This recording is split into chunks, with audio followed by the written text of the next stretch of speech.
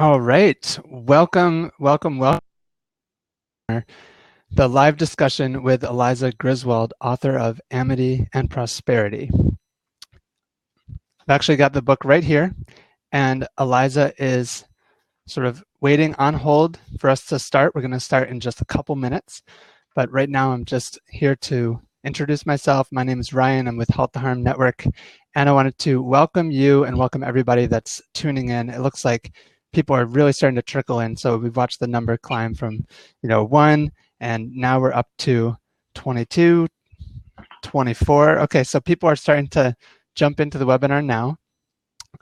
If you can hear me, please say where you're tuning in from in the chat so that I know that this is working and that the webinar has started and that you can hear me. I'm in Ithaca, New York at the moment. So Ruth in Columbia, Maryland. Alex in Oakland, California. Welcome, Ruth. Welcome, Alex. Hi, Marty. Hi, Cliff, Carrie, and me. Me in Montreal. Nancy in Chester County. Fantastic. This is great. So yeah, the number is starting to go up. It looks like more people are starting to trickle in. I'll tell you a little bit about what to expect in this webinar. Eliza is gonna be joining us in just a moment to speak a bit about her book, Amity and Prosperity. And we actually have the event on our website. You can actually find all the webinars on halttheharm.net, all the past webinars as well. But this is a really unique event. This is a little bit different. It's more discussion focused. I've been compiling questions, and I wanted to point that you can ask your question right there. It's right below the green button that says sign up for Halt the Harm. It says ask a question. And when you add your question to that queue, then when Eliza is answering that question, I can kind of bookmark that answer, and it's just great for the replay video. Hi, Barb with PSR in Washington, D.C., Physicians for Social Responsibility. Great to see you again. Yeah, okay, it looks like a few more people are tuning in. If you've just joined, say hi in the chat. Just let me know that you can hear everything. And we're about to get started any minute now. I'll tell you a little bit more about this. Marcia in Beaver County, Pennsylvania, where the brand new pipeline operating for 6 days, Energy Transfer Partners. Pipeline just exploded. Wow. Welcome, Marcia. Thanks for sharing what's going on down in Beaver County. Carla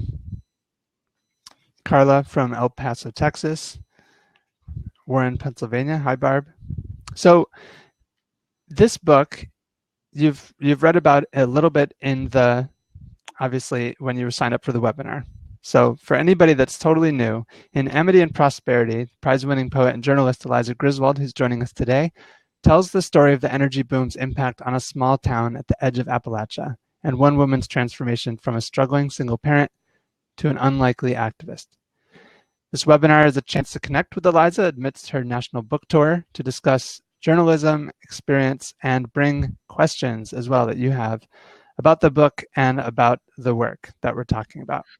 So without further ado, we've just seen the numbers spike in live registered people. So there's over 45 people here. That's really exciting. And I'm going to step back for a moment and welcome Eliza Griswold to the webinar. Welcome, Eliza. It's great to have you here. I'm delighted to be here. Thank you so much, Ryan and Marty, for having me.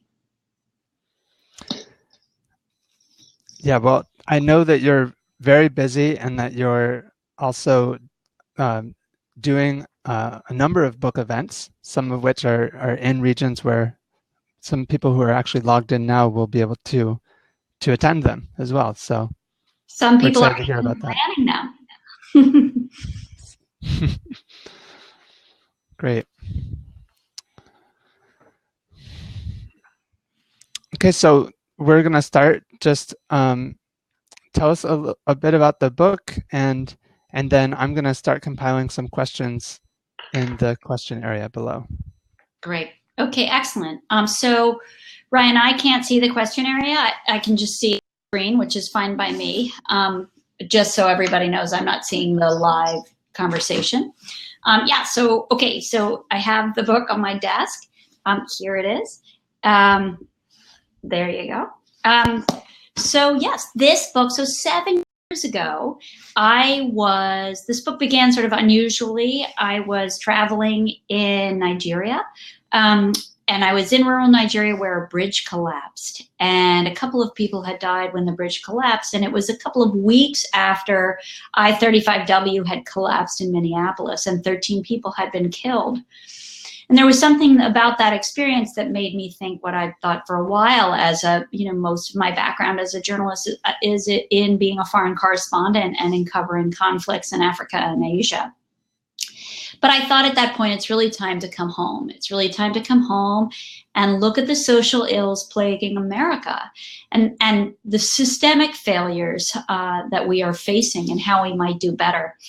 I thought at first I was going to write about bridges, crumbling bridges, structurally deficient bridges. And so I looked for the highest number of bad bridges in America, and they were in southwestern Pennsylvania. And I headed out to Pittsburgh and started looking at bridges and, realizing that as important as the story of crumbling infrastructure is, my heart wasn't in it. And I did meet remarkable people who were working on issues of water quality around locks and levees and reservoirs. And many of them worked with the Army Corps of Engineers in Pittsburgh.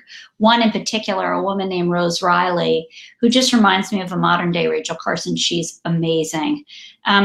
One day she gave me a call and she said she was going down to Morgantown, West Virginia, and she was going to go attend a meeting of concerned citizens who lived in a particular watershed that was impacted by this new oil and gas boom. And did I want to go talk to people who were living this experience of what it meant, to really live in the midst of massive infrastructural growth, whether it's a well site or a pipeline or a road failure. And, I was starting to hear stories of organic dairy farmers who couldn't afford their small farms because they couldn't get their milk out along the rutted roads that were a mess from truck traffic.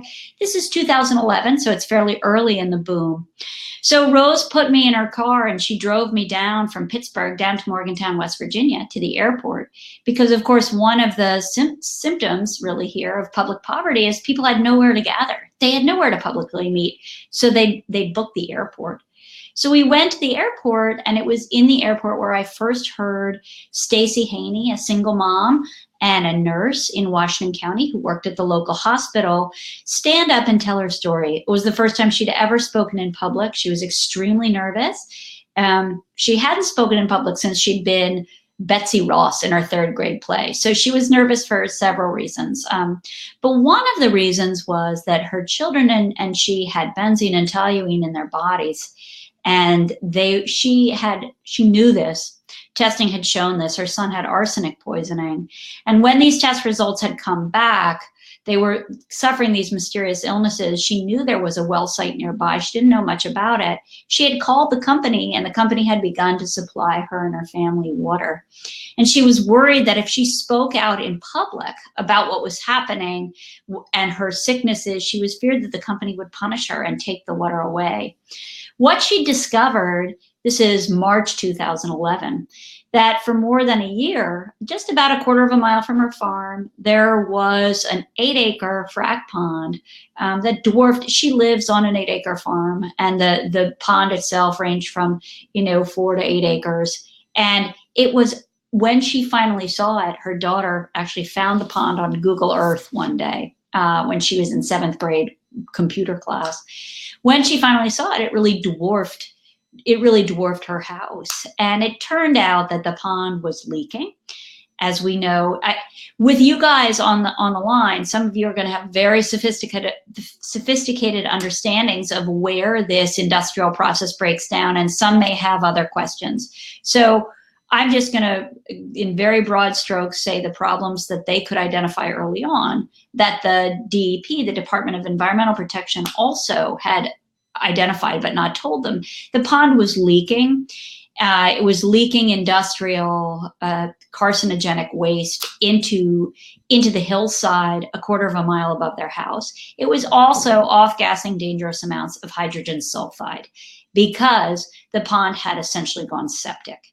And these were just the early failures that Stacey wasn't able to substantiate until she and her neighbors got a husband and wife, an amazing husband and wife legal team involved, John and Kendra Smith. When John and Kendra, they were pro-drilling. Their small firm was making a healthy income from helping people negotiate leases. Their office is still in the shadow in South Point, which will be familiar to some of you, which is really the oil and gas capital of Appalachia. And when John and Kendra got involved, Kendra, who is a corporate defense attorney who usually does exposure cases defending railroads, these guys decided for the first time to switch sides, and they took on the company that was involved in what was going on that hillside, but they also took on both the state for its failure to regulate and to protect their clients, and eventually they took on the federal government as well. Part of the most exciting book, part of reporting this book over 7 dismal years of what we call immersion reporting. So really, really following people's lives over days and months and weeks and years. One of the high points for me in the reporting was when Stacey and the Smiths actually won in the state Supreme Court, the Pennsylvania State Supreme Court. They won a right to block a new drilling law because they were able to give teeth for the first time to an environmental amendment in the Pennsylvania Constitution, because the Pennsylvania Constitution guarantees its citizens in the Bill of Rights the right to clean air and pure water. And that had been on the books since the 70s. Largely, it had actually come out of Rachel Carson's work and the environmental movement, but it was largely decorative. It was a noble statement, but it didn't have any practical legal teeth. And this case that the Smiths and Stacey and others brought before the Pennsylvania State Supreme Court was the first to give that amendment teeth. And I'll just end by saying what was so exciting about that was that it wasn't a highly polarized left versus right debate in any way. In fact, it was the Chief Justice of the Pennsylvania Supreme Court at that time was a conservative Republican named Ron Castile, a Vietnam vet, very conservative, who believed in protecting the rights of Pennsylvania citizens and pushing back against what he saw as corporate overreach. And so that was a very exciting moment. And I think in the litany of horrors that happens to these people and drives them off farmland that had been in their family for a century, this is really the hopeful piece, and a piece for activists in looking how to move forward and look toward blocking law that works against them in local communities. So I think with that, I will open it up maybe to an initial round of questions, and we can see. Please don't, if you haven't read the book, that's perfectly fine. And also, full disclosure, I'm beginning to work on pipeline issues, as some of you know, and reporting on them for the New Yorker. So I'll be looking forward to any comments you might have of, oh, Eliza, you should see this, you should talk to this person. By the end of the hour, we should have time to do some of that as well. So I'm sure that it's a give and take and a discussion that brings you guys in as well. Okay.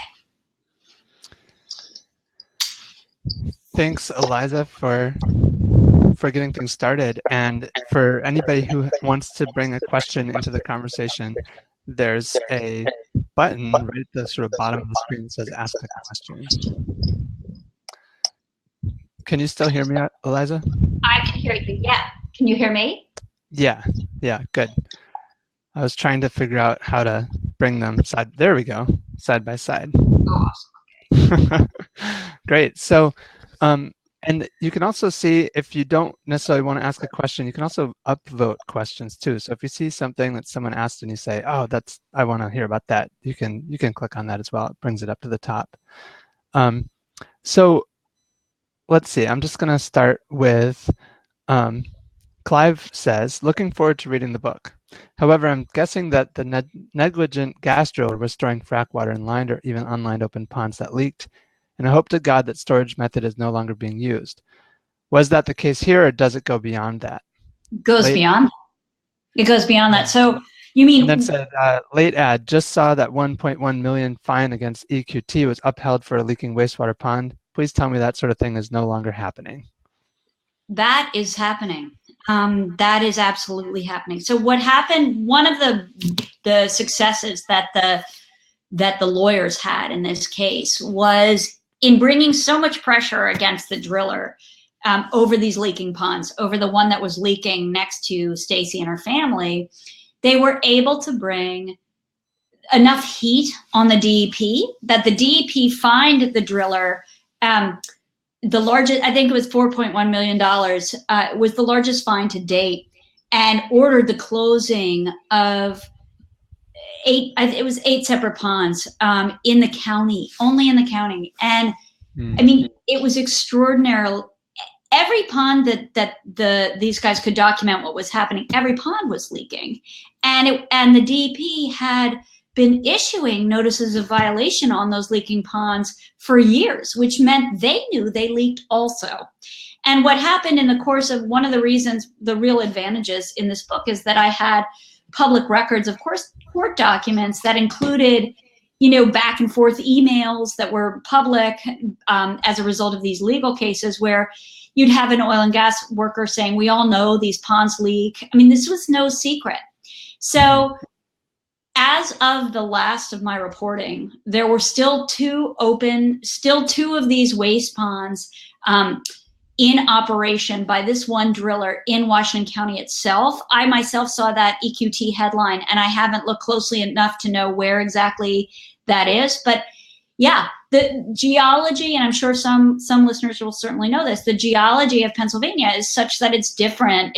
It's tricky, and it doesn't allow for deep injection wells, which of course, as we well know, have their own problems, including with causing earthquakes. But these impoundments sit on the surface in Pennsylvania, and there really has been no legislation outlawing them. And that would be a major step forward to say, you know what, these are simply too dangerous. Mm-hmm. Great. Thank you, Eliza.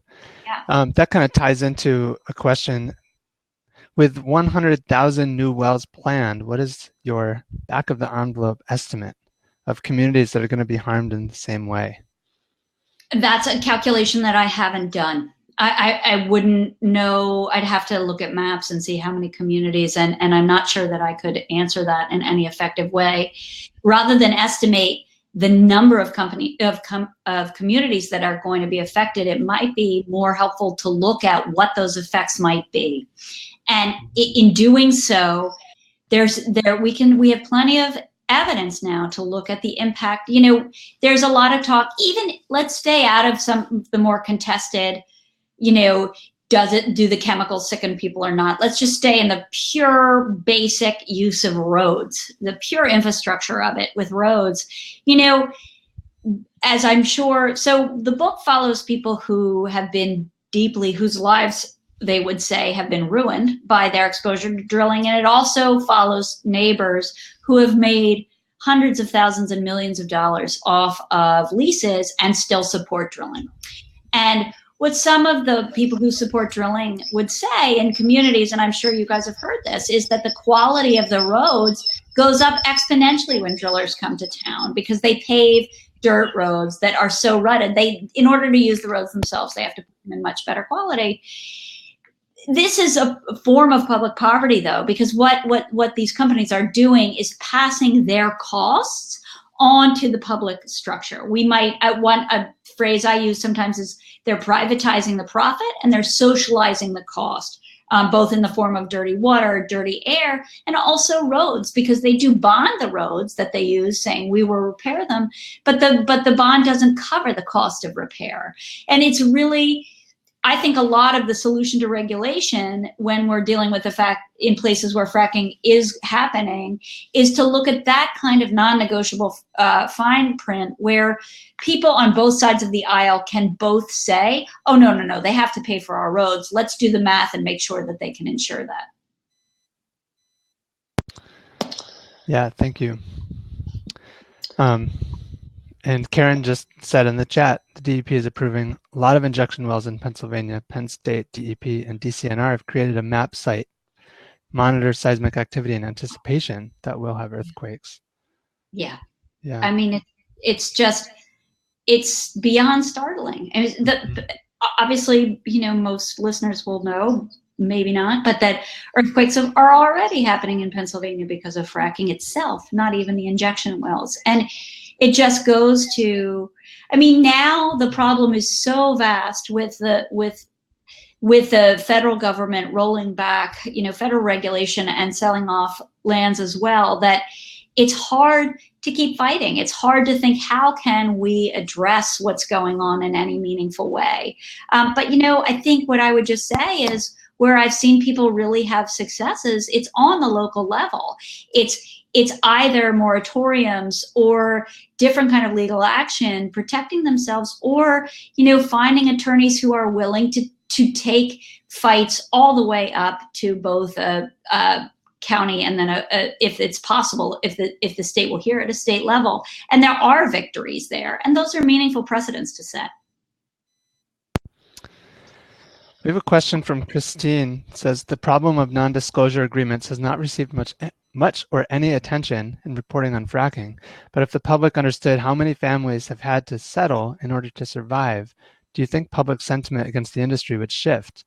Do you know if anyone is counting numbers of people who have been harmed but have signed agreements and cannot speak out?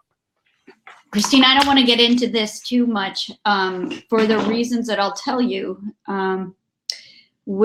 First of all, I think this is one of the most central issues of that entire question of privatizing profit and socializing cost, is gagging people, right? I have met people who are not able to talk to me in the dozens, affected not just by, the gas industry, but by coal and other extractive industries, in exactly as you're saying.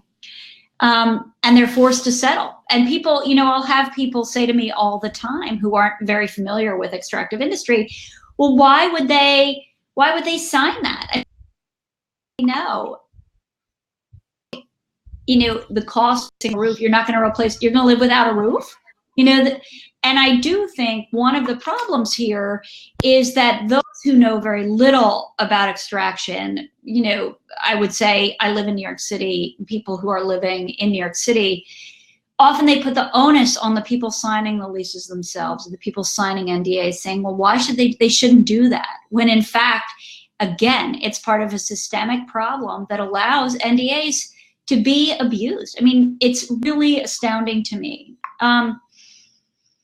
So it is something that, I may start counting myself. I've talked to a local journalist who's interested in doing exactly that. It's tricky because what you don't want to do, and this is how these companies have people in such a hard place, you don't want to endanger people, right, of getting accused of violating their NDA. And companies have such a far legal reach.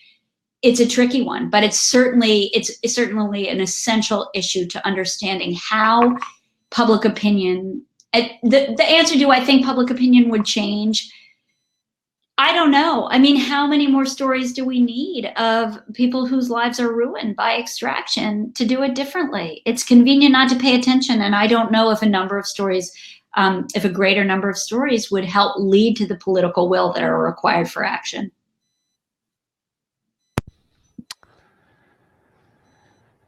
Great.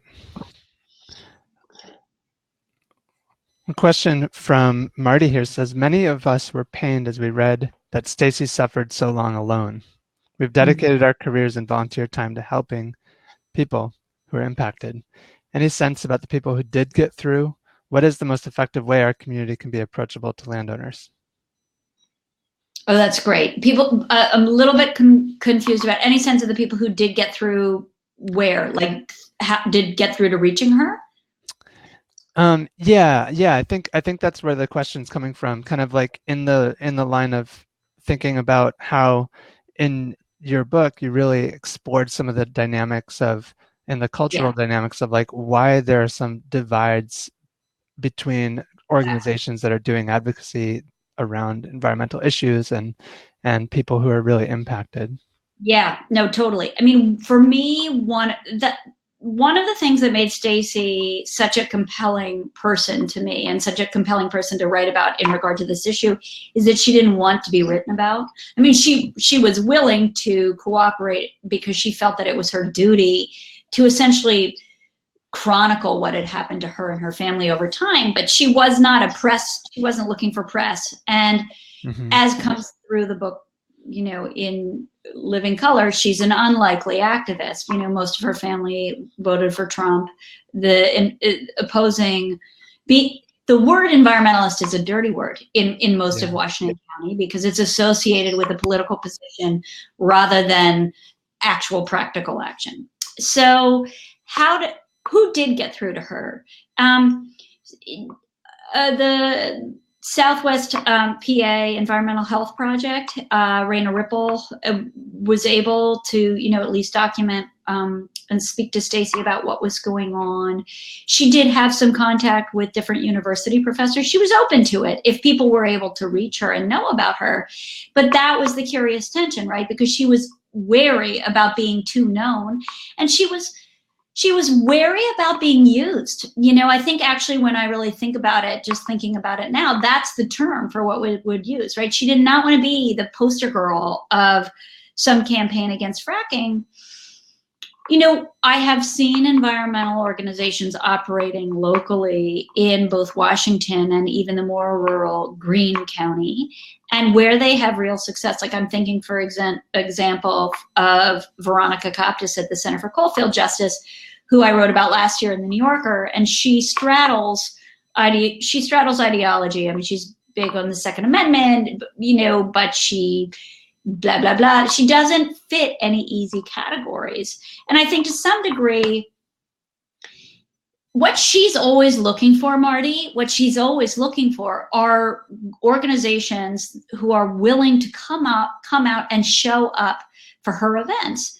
So like she's out there in Greene County, you know, I mean, her office is in Washington County, so it's going to take an hour from Pittsburgh to get to, you know, a CCJ event. But she can't get activists to come out from Pittsburgh. And so one way that I think it could just be practically much more easy is to have local partners with really grassroots organizations and to show up on a regular basis. Because as you know far better than I do, you guys who work as activists in this space, it is all about trust and being known. And that takes having local feet on the ground.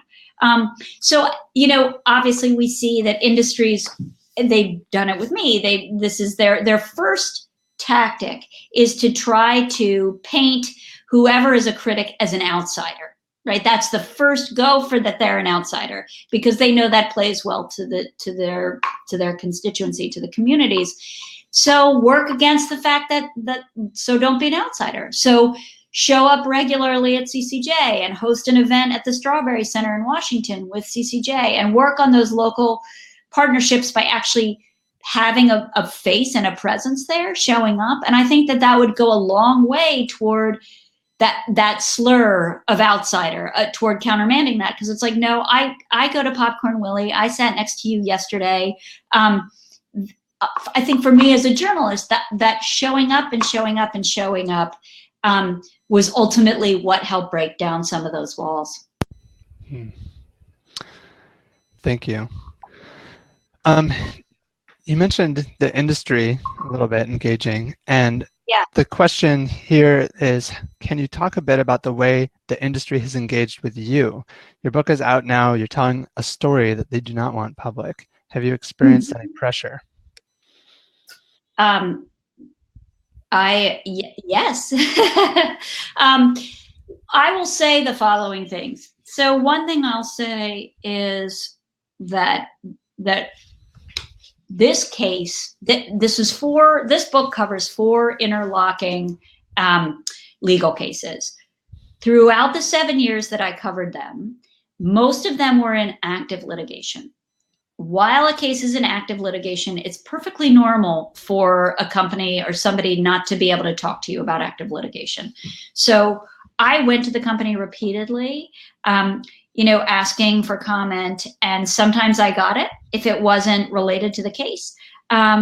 Sometimes there were really strange responses. For instance, I write about a former spokesman at the company at Range Resources, Matt Pizzarella, who, when I was writing a piece for the New York Times Magazine pretty early on in this process, so one of the suspected contaminants here that some of the neighbors thought had sickened a dog was ethylene glycol, and glycols were actually found at low levels in the water of Stacey and her neighbors. So they knew there were glycols involved, and they thought ethylene glycol antifreeze, right, which is a common constituent used in frac fluid, might be part of the problem that was causing health problems. And I asked the spokesperson, I asked Matt Pizzarella about ethylene glycol, and his response to me, to the New York Times, was, "We do not use ethylene glycol in fracking." And it just seemed such a strange response because it was boldly inaccurate. And there would have been so many ways to answer that question without going on the record with something so inaccurate. So that's an instance of how during the reporting things would go. The company's response, I would also say that the individuals with whom I did deal at the company were, to me, fair and civil. And that's how I was with them. We had a very professional relationship. And as you'll read in the book, they did in the end take me out to the site. They did take me out to the contaminated site, and you can read about that. But their response to the book has been largely on their website. That's where I've seen it so far. And at one point, the response was, we haven't read this book in full yet, but it's loaded with inaccuracies, which kind of says it there. They hadn't read it, but it's loaded with inaccuracies. So that's the complicated and complex relationship that I had with the company in the course of my reporting. In the book, you talked about the PSYOPs and how Sharon was able to reveal that by actually recording at a conference. How do you think that plays into the industry messaging when they just put out these sort of false statements? Or is that different than PSYOPs? That's a good question. So, PSYOPs being psychological operations, they're a classic counterinsurgency strategy. For a long time, it was illegal to use for the U.S. military to use counterinsurgency strategy inside the United States. So, although the company has nothing to do with the U.S. military besides, some former employees passing through, the use of some of these techniques is troubling. Is staunch denial part of psychological operations? It certainly can be. So is fear and intimidation. So are NDAs. Some of these perfectly legal responses that stress vulnerable people are absolutely part of I just want to be careful, and I want to be accurate, because one of the things that I'm very careful about in general is that I am not an activist. I am a journalist. And the reason this book took 7 years, it's because it's extraordinarily careful. And I don't speak about what I didn't report on very, very carefully and what I can't substantiate. So I don't want to suppose too much about what some of those wider PSYOP strategies might be that I didn't report on specifically, if that makes sense. Yeah. Where I have seen PSYOPs in operation, because I certainly have as a journalist working in war zones, what that typically means is that's a lot of shaking hands in a community. That's a lot of identifying who the stakeholders are, who knows who are the key people to sway in order to get a buy-in on public opinion. Although it's true, and all of that reporting holds up, Sharon got the goods, that's all accurate, it's also important to contextualize what PSYOPs actually is, if that makes sense. Right. Thank you. So we have a couple more questions here, and you can actually leave questions in the chat as well, and I can bump them over to the Q&A area. So I want to bring in another question from let's see, from Travis, who says, your book really respects local culture. Do you think an anthropology project would make an effective impact in fighting fracking? And I asked just for some clarity of what do you mean by an anthropology project? And Travis responded, doing statistics on health problems, industry and their pollution releases, history of area versus pollution, census counts, etc. Oh, for sure. Yeah, for sure. I mean, I think data, I think one of the issues here is the dearth of data on local populations, right? And it's almost, there's a parallel here between what we've seen in journalism with the death of local news, that when you don't have local people reporting or any kind of local bureau reaching out to what's going on, you're going to miss what's happening, right? And industry does thrive in lack of transparency. You know, when people don't know what's going on, they are able to cut corners, intentional or not, and often not intentional. So I would absolutely say that sounds amazing. I would also, I'm sure Marty and Ryan would be able to point you toward resources, people who are already doing that. To name a couple off the top of my head, I would say Avner Van Gosh is doing great work out of Duke, and Raina Ripple at the Southwestern Pennsylvania Health Project is collecting data in a meaningful way. And there are many, many others. There are many, many others. But yes, I think that that work is absolutely essential. Great. So a question from Barb says, would like an update from Eliza on current status of Test America and Microbac labs and their current accuracy in reporting results. For example, does Test America continue to provide access for their industry customers to delete and or change results? Also would like an update on DEP's labs reporting to homeowners that retesting their water wells. Does homeowner now receive all the results for metals, for example? Right. That is since the publication of the book in May. So the DEP, those are two great questions. So one of the things that comes to light in the book, but had come to light on the ground before that, thanks to the Smith's careful work, is this question of the DEP. What the DEP was doing something that was strange, and if I complained that I thought my water was impacted by oil and gas, a water tester would come out and they would perform a series of tests, and they would send those tests to the lab. And under the EPA approved protocol, they would be testing for 24 metals that would, if any of those metals were found, those metals are associated with drilling, not definitive, but they are associated with drilling. But when the test results came back, the test results only recorded 8 of those 24 metals. So even if you had all 24 metals in your water, if you had some, you would only know about 8, right? So even if you had some of the 24, but not the 8 they'd gone looking for that your test results came back with, they would miss them. I hope I'm being clear. It's somewhat detailed reporting. So the Smiths discovered this, Kendra Smith discovered this in the course of her very careful work, that the DEP was suggesting people test for a suite of metals, but actually they themselves weren't reporting if people had those metals in their water. That, as a result of Kendra's pressure on the DEP, they began using a different protocol. They began using a protocol that reported more accurately the results in people's water. So that happened before the book. That was not related to the book.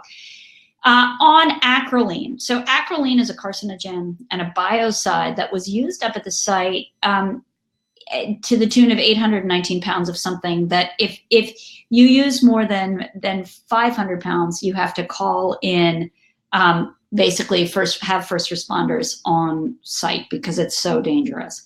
And people, the company that was applying, this is when the pond, as I said, the pond went septic. It started to rot. It had the hydrogen sulfide overgrowth. So to kill that off and to kill off a scent that an oil and gas worker reported it smelled like rotten beef jerky. The company had this biocide, this carcinogenic biocide applied to the pond. And like, just for an image that I use in the book, is you have men in hazmat suits applying this stuff, and 800 feet away, you have people in shorts and t-shirts, grooming their horses for the county fair. So that's just a little bit of context so that you can understand what the acrolein is and what the DEP reporting is. I am not sure. So the program, this is a lot of context, but it's impossible to understand the question without it. So Test America, one of the water testing companies, was allowing its clients, right? So they would come in and they were billed as an independent water tester. Okay, so they would come in and they would test your water for potential contaminants related to oil and gas. As a part of the services they provided their client would be the driller in this case, they allowed their client to go into their system and manipulate test results. Okay, that was part, you couldn't actually change the limits of tests inside. You couldn't change what was in the water, but you could remove things. So it was called Total Access, this program. I am not sure Total Access is still in use, or how exactly it's being used today. As that case continues to unfold in different aspects, we may see some change, but I would not hold my breath. That's a bit in the weeds, but that question required a bit of weeds answer. Thank you so much. Yeah. So I'm going to get into a couple other questions here. We've got about 8 or so questions left. And sorry, I'm just scrolling through real quick to make sure I can get one of these that was asked a while ago. There we go.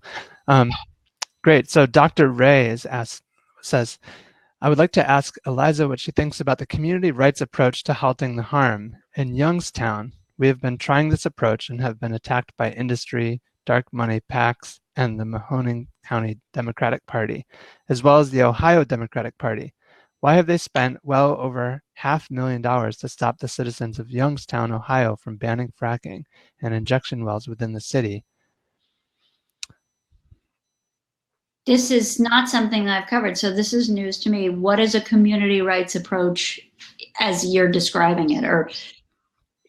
So I guess I'm not sure quite what the question is in this. This sounds like a fascinating and essential and troubling case, but I'm not sure how I can comment in any meaningful way to it, if that makes sense. Great. So yeah, Ray, if you're listening and you want to add a comment back into that thread or jump in the chat, the community rights approach, the question is really about what you think about it. So great. I'm going to move on to the next question. Talk about the resource curse. This is something that came up in the book. Yes. To hear more about. Okay. The resource curse. So this idea of, traveling and working as a journalist over 15 years in Africa and in Asia, Nigeria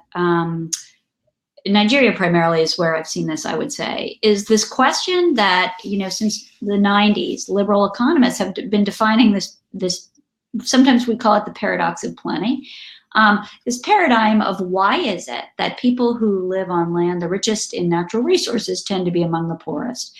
And there are tons of different models for why that is. Based on, I'm generalizing because you could look at every resource and you could say, well, coltan is not gold, is not oil and gas. In broad strokes, part of what happens, we're looking at public corruption, essentially. We're looking at, get rich quick schemes that have profound impacts on education, because nobody wants to go to school if you can go, mine something and make a lot more money. So there's a lack of investment in civil institutions. What happens is that leaders, Chad, you could see Idris Deby, if they're making more money on their Exxon contract than they are on the money they're getting from the US government, who are they going to answer to? But in broad strokes, again, that's often looked at in terms of tax base. That if leader is more gets more from a company or an industry than it's going to get in it, than he or she will get in taxes. Who are they really? If taxes no longer matter as much, as tax revenue is no longer really driving people's accountability, and resources are instead, what happens to public institutions? That's kind of how it breaks down. And I would say that we have seen this. We have seen this pattern when we talk about it, we usually talk about it in the global South. We usually talk about it in Africa, Asia, Latin America. We don't usually look at it in America itself. But the truth is that certain dynamics of the resource curse have applied for a century in Appalachia, and certain dynamics of the resource curse have fed what we see and what we experience as this growing disenfranchisement of rural Americans, because their land is ruined, and boom and bust cycles affect unemployment and education. And when you have certain kinds of extractive industries come into your community, you're going to lose your house, you'll lose your water. These are the kind of both social and economic aspects that come along with extractive industry that Appalachians, I often say that rural Americans have long borne the cost of urban Americans' energy appetites, and that has helped feed this disenfranchisement and rage we see among rural Americans that we need to understand better. Thank you. So there's been a few comments in the chat that have come in just explaining community rights and the Community Environmental Legal Defense Fund, CELDEF, nonprofit law office that gives grassroots activists legal advice to petition local governments to institute home rule approaches and establish a municipal charter. So yeah, do you want to comment on that, or is it more just context for? Not really. I think this wonderful person came with a comment himself about how frustrating it was that Youngstown was facing such opposition to banning fracking, but I didn't really hear a question in there. Right. So one other question Carrie brings up is, I think that she says in PA, I think the oil and gas industry realized that the battle would be at the local level, and so a major strategy is exploiting holes in the Sunshine Law and ignorance of the public process to push through industry-friendly legislation. And the question is, did you attend any local township meetings to hear what residents and government officials had to say about zoning and setback regulations within any of the communities you visited? I want to recall, I have spent so many hours in township offices and with township supervisors, many of them who opposed. So when I talked a little bit about this act, so yes, many community meetings, whether I'm actually a township meeting, I'm trying to recall whether I was specifically, I just don't want to report that inaccurately. But what I will report is just talk a little bit about what happened. So with Act 13, so townships banded together, because we know that Pennsylvania has such a strong, yes, the corporations understood the fight would be at the local level. Pennsylvania, they also understood that because Pennsylvania has such strong local government, right? We have over 2,500 municipalities that are, strong enough to fight back against extractive industries and others if they operate right.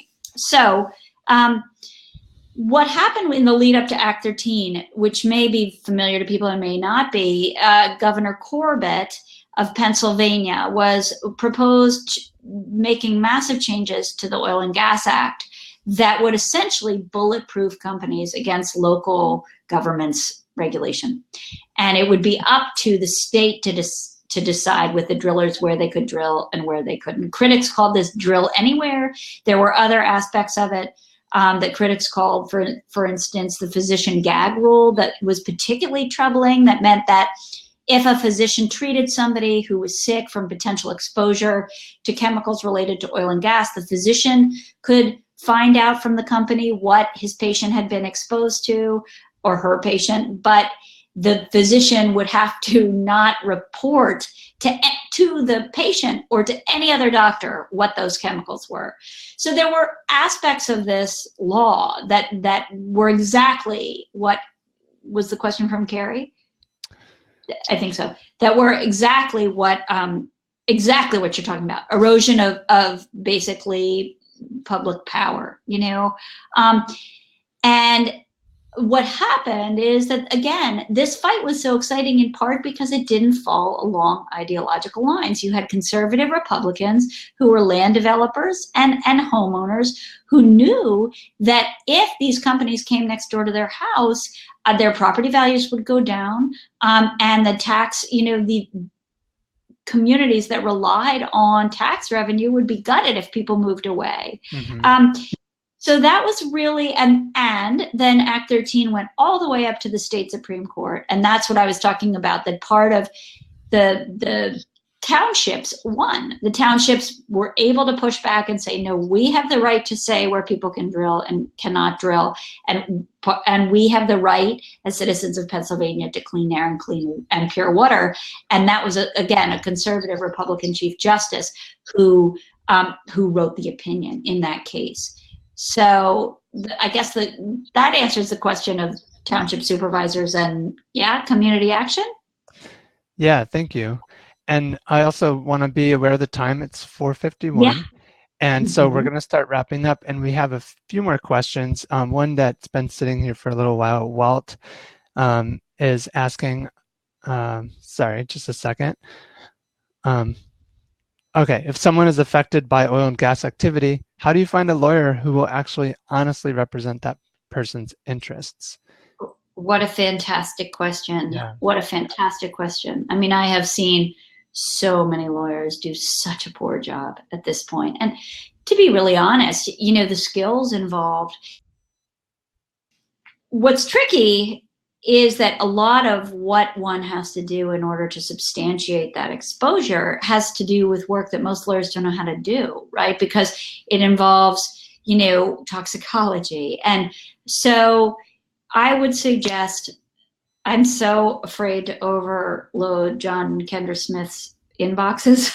I mean, they are extraordinary lawyers, and they do represent quite a few people who have cases where they feel that they've been injured by industry. And other lawyers, I would say, who have any kind of track record, first of all, local, national lawyers, or even, I don't want to say, legal clinics at universities. These guys, they don't have the kind of local knowledge that sometimes you need. Like, for instance, in Act 13, the case I was just talking about, what really ended up making the case is zoning, which to you guys may be familiar, that in Pennsylvania, there are incredibly strong zoning regulations that allows communities, townships to protect their citizens' health. And they have a responsibility. It's a police power. They have a responsibility to zone such that people are protected. You have a residential, you have a commercial, you have an industrial area.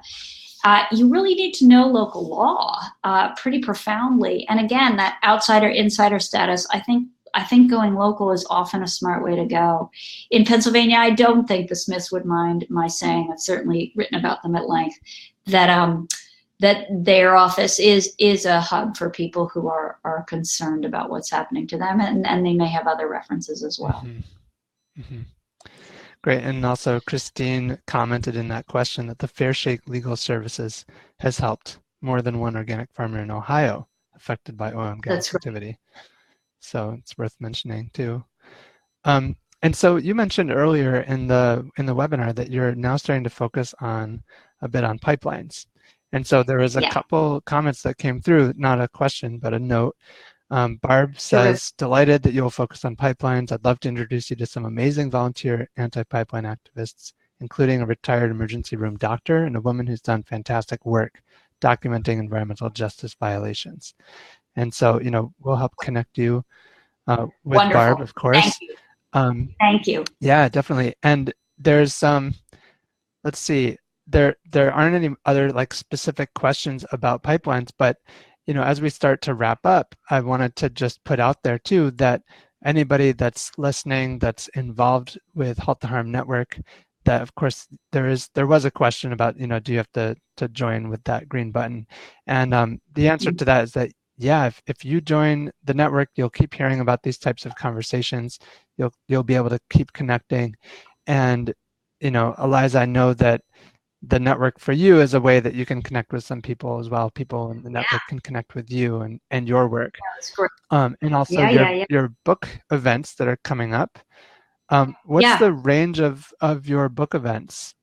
And, what's the timeline look like for you and with some of your pipeline could I work? say, why don't I, instead of announcing them now, because I don't have them in front of me, I mean, I could open a file, but could we do something where we could do a follow-up to this call that has I have a postcard that's got all my fall events on it, except for one that we're just adding now in October, hopefully in Exton, Pennsylvania. So if we, maybe as part of the follow-up to this call, you guys could send out to the network the fall postcard. Would that be okay? Absolutely. And I know, because the network has quite a number of supporters, and one of the ways that we've been able to offer support to some grassroots campaigns as well is to help elevate the work that they're doing and spread the word. And so, we'd love to be able to use your book events as well as a way to reach out to more people and just say, hey, check out this event. That would be awesome. Yeah. So can you share a little bit about your upcoming or current work with pipelines as we start to wrap up here? Well, I can a little bit, but as a hard-hitting journalist, I can only say a little bit. Obviously, this comes out of the touring that I've already done, and what I know is facing the Pennsylvanians that I know, and certainly this is true, all the way down to the bayou. It's not just Pennsylvania, but the latest fight isn't just well sites; it is the infrastructure, often redundant, often problematic, that's going in to get that gas to market. And so I am looking at the human cost once again, much as I have related. And I am better with specific stories. So I'm really looking at people who have either, survived encounters with challenges around the pipeline, or people who, have some relation to the pipeline in general and want to talk to me about what their experience has been. Great. Is there anything else that you want to talk about as we wrap up today? No, I just really want to say thank you. I mean, for me doing this today, what I've realized already is that my favorite times of sharing this book are really with people who live in frontline communities, who've experienced these things and have more sophisticated understandings, not of the processes themselves, but of the longer dynamics and of how engagement works on a deep level. And I just want to thank you guys for taking the time. First, I want to thank you, Ryan and Marty, for setting this up, but I also want to thank the people on the call for taking the time to do it. Well, thank you so much. It's really, it's been really great to talk with you, and it's been really, there we are, side by side. Yeah, it's been really fun to connect with you, and thank you so much for coming on one of our webinars in the series. It's fantastic. Thanks so much. Yeah. Thank you very much. And so in a kind of closing announcement, that green button there is how you can get involved in the network. And if you don't have a profile, you can set one up. And if you do, you can log in, reset your password, and update your profile with the work that you're doing. The thing I'll say about the network is that it's really basic. The directory is based around zip codes, so you don't have to share any personal information, but it helps us connect with each other based on location, but also the things that we're interested in and the skills that we might be able to lend to the network. So you can actually find people who are working on economic impacts or who are interested in I see Bill just put in the chat, bomb trucks. So there's ways that you can find other people within Halt the Harm network to sort of support your work. And I think the final thing is that all the services that you see right on the homepage of halttheharm.net are all things that people in the network have offered. So we like to talk about Halt the Harm network kind of like a radio station that's broadcasting the work that our network is doing. We're not an organization that has any other agenda than to provide that platform for you and for everybody who's watching and who's listening. So yeah, please check out halttheharm.net. And for those of you that are new that signed up for this webinar, I'll follow up with you via email. Again, my name's Ryan, and I'll be emailing you to just tell you a little bit more about what we're doing with the network and how you can get involved. Thank you. Thank you, Eliza, and we'll send out information about your book events to everybody, and we'll continue to be connected. Thanks a lot, Ryan. Great. Have a fantastic Bye-bye. day, everybody. We're ending right on time at 5 o'clock p.m. Take care. Bye-bye.